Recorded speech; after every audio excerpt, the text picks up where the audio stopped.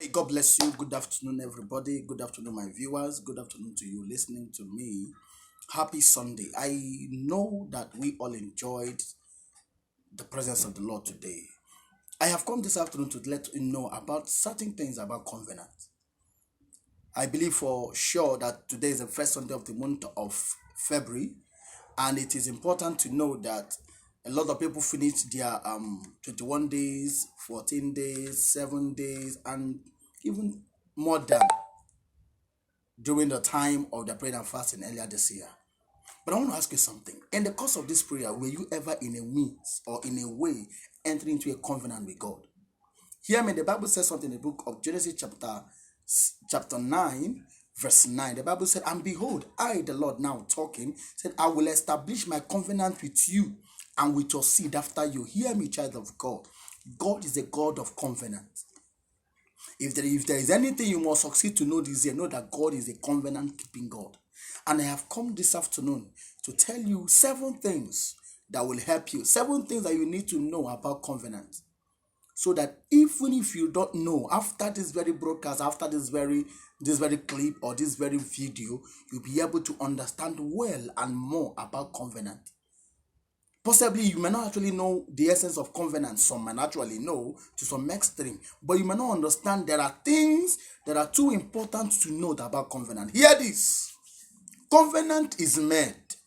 That is number one thing I want you to understand. Covenant is made. You don't just come up. It's not what is automatic. You don't just come up and make a covenant. Covenant is made. Number 2 thing I want you to know about covenant. Covenant involves 2 persons. Nobody comes to make a covenant without the other party.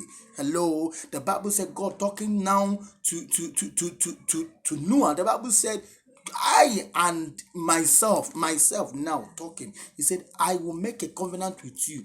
And the seed, God was actually talking to Abraham before now. He said, I will make a covenant with you and with your seed after you.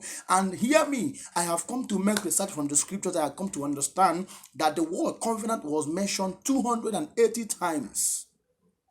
That is to say that this is something that has to do between 2 parties. Number 3 thing, or the third thing I want you to understand about covenant is this. Covenant involves commitment.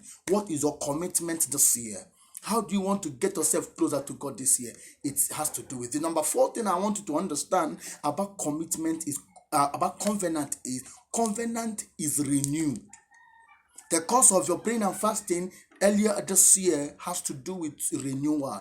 Covenant is renewed. Hear me, child of God. If you've not been able to renew your covenant, you need to start now. The 5th thing I want you to know about covenant is this. Covenant is renewed on the altar. It is made on the altar. No covenant is made anywhere. No covenant is made anywhere else except on the altar. Of course, you know that altar is a place of sacrifice. Hello? Altar is a place of sacrifice. Another thing I want you to understand about covenant is covenant involves sacrifices. Nobody enters a covenant with anybody without sacrifice. It's that it goes with your time, it's that it goes with your talent, it's that it goes with your money. Your sacrifices must be needed.